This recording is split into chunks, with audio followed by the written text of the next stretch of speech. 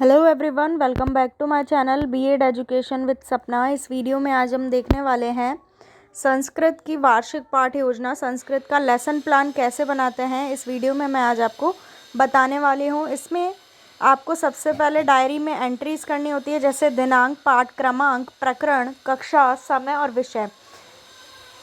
इसके बाद जो है हम हमारा लेसन बनाना शुरू करते हैं। तो अगर आप चैनल पे नए हैं तो सब्सक्राइब कर लीजिए और साथ ही में बेल आइकन को प्रेस कीजिए, जिससे नेक्स्ट वीडियो की नोटिफिकेशन आप तक पहुंच जाएगी। और साथ ही साथ वीडियो को लाइक और शेयर करिए। देखिए, जो फाइनल लेसन प्लान होता है वो किस तरीके से बनाया जाता है। जो आपका डायरी का पहला पेज होता है वो उस पर आपको अपना जो नाम है, रोल नंबर है, कॉलेज का नाम है, ये सब एंट्रीज फिल करनी होती है। डायरी को थोड़ा सा डेकोरेट करना होता है। उसके बाद जो आपका सेकंड पेज है, जैसे कि मैंने दिखा रखा है अभी, ये डायरी का सेकंड पेज है। इसमें जो है ऊपर आपको लिखना होता है वार्षिक पाठ योजना। किसी कलर से या कलरफुल पेन से आप लिख सकते हैं। देन इसके बाद दिनांक आ जाएगी आपकी, पाठ क्रमांक आ जाएगा, प्रकरण इसमें हमने लिया है सुभाषितानी। सुभाषितानी का मतलब होता है अच्छे वचन या मधुर वचन या नीति वचन।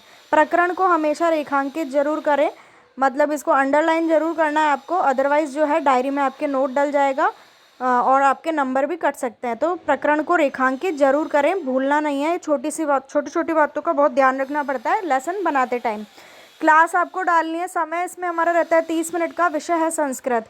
पहले पेज पे सबसे पहले क्या होता है, 3 कॉलम होते हैं। एक होता है विषय वस्तु विश्लेषण, बीच में होता है अध्यापक उद्देश्य संबंध व्यवहारगत परिवर्तन, और थर्ड होता है विधि और प्रविधि, कि पढ़ाते समय आप कौन सी विधि से जो है पढ़ा रहे हैं। तो इसमें विषय वस्तु विश्लेषण में 6 पॉइंट आते हैं। पहले पेज पे आएगा ज्ञानात्मक, फिर अवबोध और फिर ज्ञानोपयोग, और इसके सामने इसकी ये जो है डिटेल आ जाएगी। आप देख लीजिए, इस तरीके से आपको ये डिटेल लिखनी है। अब हम चलते हैं नेक्स्ट पेज पे, और इसमें विधि है व्याख्यान विधि, प्रदर्शन विधि।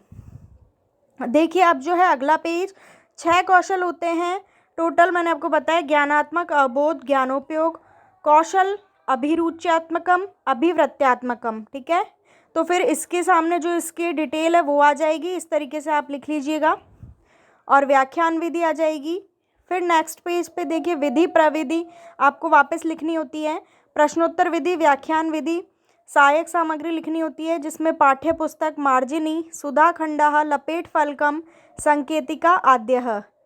पूर्व ज्ञान आपको लिखना होता है। छात्राः प्रस्तुत पाठस्य सुभाषितानीतः सामान्य रूपेण परिचिताः सन्ति, कि छात्र जो है सुभाषितानी पाठ के बारे में सामान्य रूप से जो है जानकारी रखते हैं। देन इसके बाद हमारे प्रस्तावना प्रश्न शुरू हो जाएंगे। प्रस्तावना प्रश्न पे मेरे चैनल पे आपको पहले से भी कई वीडियोस मिल जाएंगी, और अभी भी मैं आपको थोड़ा सा क्लियर कर देती हूँ क्या होते हैं प्रस्तावना प्रश्न। जब आपकी माइक्रो टीचिंग होती है, जिसमें काफ़ी सारे कौशल होते हैं, प्रस्तावना कौशल, प्रश्न कौशल, व्याख्या कौशल, उद्दीपन परिवर्तन कौशल, इस तरीके के जो है काफ़ी सारे कौशल जो है करवाया जाता है आपकी माइक्रो टीचिंग, सूक्ष्म शिक्षण हम जिसको कहते हैं हिंदी में। तो वही प्रस्तावना प्रश्न यहाँ भी आ जाएंगे लेसन में भी। इसमें हमें कुल 5 प्रश्न बनाने होते हैं। आपका जो पहला प्रश्न है उसका जो उत्तर होगा, उस उत्तर से आपको अपना नेक्स्ट क्वेश्चन स्टार्ट करना होता है। इस तरीके से 5 प्रश्न बनते हैं। 5th जो क्वेश्चन होता है वो हमारा समस्यात्मक होता है। समस्यात्मक का मतलब है जब आप क्लास में ये प्रश्न पूछेंगे अपने स्टूडेंट से, तो कुछ बच्चे आपको उसका जवाब दे भी सकते हैं और कुछ नहीं भी दे सकते, तो कन्फ्यूज़न जो है बना रहता है। इसलिए आपको फिर 5वां जो प्रश्न है वो फिर बच्चों के सामने उद्देश्य कथन कहते हुए आपको बताना होता है कि आज हम इस विषय में पढ़ने वाले हैं कक्षा के अंतर्गत। तो इसमें पहला प्रश्न है हमारा, वयम पठितुम कुत्र गच्छामः, अर्थात हम पढ़ने के लिए कहाँ जाते हैं। तो उत्तर आएगा आपके पास विद्यालयम। दूसरा, विद्यालय किम मिलति, विद्यालय में क्या मिलता है। तो फिर उत्तर आएगा ज्ञानम, ज्ञान मिलता है। ज्ञानस्य प्रभावेण वयम कीदृशानि वचनासि वदामः, कि ज्ञान के प्रभाव में हम किस तरीके के वचन बोलते हैं। तो इसमें आ जाएगा फिर उत्तर आपके पास मृदु वचनानि, मीठे वचन। 4th होगा फिर आपका संस्कृत भाषायां मृदु वचनानि किम कथ्यते, संस्कृत भाषा में मृदु वचनों को क्या कहते हैं। तो सुभाषितानि कहते हैं। और 5th है आपका सुभाषितानि विषय भवान किम जानन्ति, सुभाषितानि विषय के बारे में आप क्या जानते हैं।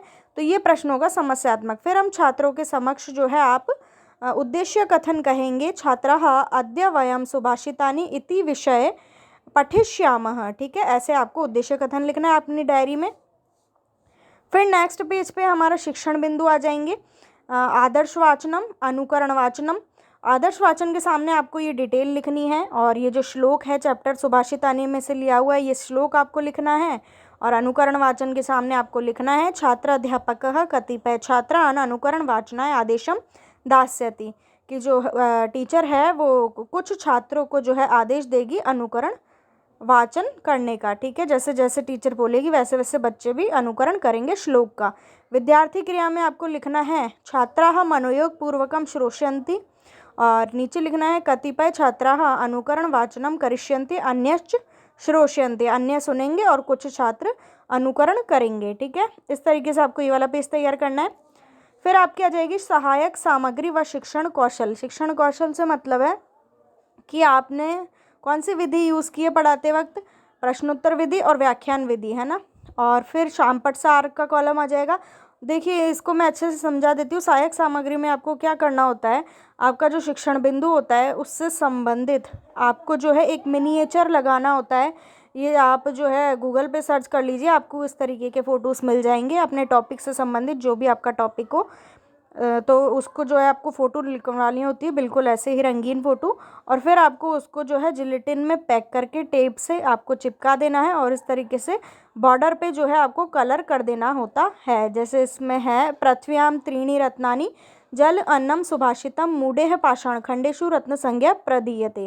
पृथ्वी पर 3 ही रत्न हैं, जल, अन्न और अच्छे वचन। फिर भी मूर्ख लोग पत्थर के टुकड़ों को क्या समझते हैं, रत्न समझते हैं या फिर रत्न कहते हैं। इस तरीके से आपको मिनिएचर लगाना है। मिनिएचर लगाना बहुत ही ज़्यादा ज़रूरी होता है फाइनल लेसन की डायरी में, जिससे आपकी डायरी बहुत ज़्यादा अट्रैक्टिव और सुंदर दिखती है। अब हम बात करते हैं शामपट सार की। शामपट सार में आपको जो है इसमें जैसे ये श्लोक लिख देना है, या फिर आप कठिन शब्दार्थ भी लिख सकते हैं इस चैप्टर के, तो आपकी मर्जी है, आप जो है लिख सकते हैं। इसमें मैंने श्लोक लिखा है, कठिन शब्दार्थ जो है हम आगे लिखेंगे काठिन्य निवारण में। तो इस जो शामपट सार में इसमें आपको केवल श्लोक लिखना है और मिनिएचर लगाना है। आगे चलते हैं। अब जो है शिक्षण बिंदु आ जाएगा हमारा अशुद्धि संशोधनम। इसमें अशुद्धि संशोधनम में जो एंट्रीज दी गई हैं ये आपको ऐसे ही लिखनी है। फिर आपको बोध प्रश्न बनाने हैं। बोध प्रश्न 4 बना सकते हैं आप। जैसे पहला है कह स्वमेव अम्बुन पीबंती, तो नद्यः, कौन अपना जो है। दूसरा है कह फलानि न खादन्ति वृक्षः, कौन जो है अपने खुद के फल नहीं खाते हैं, तो वृक्ष नहीं खाते हैं। तीसरा है फल सहित वृक्षः कथम भवति नम्रः। चौथा है सन्मित्र लक्षणम के प्रवदन्ति, तो इसका हो जाएगा संतः।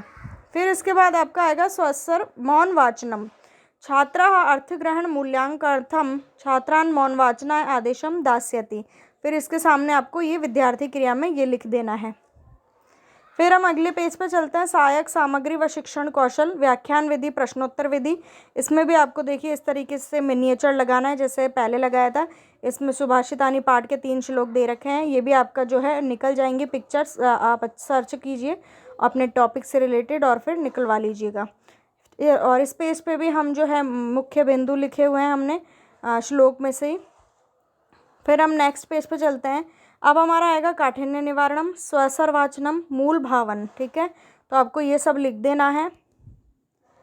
फिर इसके बाद हमारे जो तीसरी शिक्षण सामग्री है वो आ जाएगी। इसमें देखिए काठिन्य निवारण हमने जो शब्दार्थ है उसका जो है मिनिएचर यहाँ पे लगाया हुआ है, और इसमें काठिन्य निवारण में शामपट सार में भी हमने जो है शब्दार्थ ही लिखे हैं, नद्यः खलु मित्रम प्रवदन्ति। ठीक है, इसके बाद हमारे आते हैं पुनरावृत्ति प्रश्न। 4 प्रश्न हैं। नद्यः किम न कुर्वन्ति, नदियाँ क्या नहीं करती हैं। स्वमेव अम्बु न पीबन्ति, मतलब खुद का जल नदियाँ जो है नहीं पीती हैं। वृक्षाम किम न कुर्वन्ति, वृक्ष क्या नहीं करते हैं। फलानि न खादन्ति, मतलब अपने फल जो है खुद नहीं खाते, कौन, वृक्ष। थर्ड क्वेश्चन और फोर्थ क्वेश्चन। थर्ड क्वेश्चन है सताम विभूतय किमर्थम भवति, और फोर्थ क्वेश्चन है संतः किम उक्तवन्तः, और तो इसका उत्तर हो जाएगा सन्मित्र लक्षणम। इसके बाद हमारे मूल्यांकन प्रश्न होते हैं। जो आपके मूल्यांकन प्रश्न होते हैं उसके उत्तर आपको डायरी में नहीं लिखने होते, इस बात का आप ध्यान रखिएगा। 5 आप जो है मूल्यांकन प्रश्न है, इसमें आपका एक रिक्त स्थान भी होना चाहिए, अबसदा वाला ऑब्जेक्टिव टाइप क्वेश्चन भी होना चाहिए, सत्य असत्य भी होना चाहिए, और 2 क्वेश्चन जो है अति लघु और लघु उत्तरात्मक होने चाहिए। जैसे देखिए फर्स्ट है वृक्षा न खादन्ति, ये ऑब्जेक्टिव टाइप क्वेश्चन हो गया, उत्तर आपको नहीं लिखना मूल्यांकन प्रश्नों का। सेकंड है ये अपना हो गया रिक्त स्थान हो गया ये।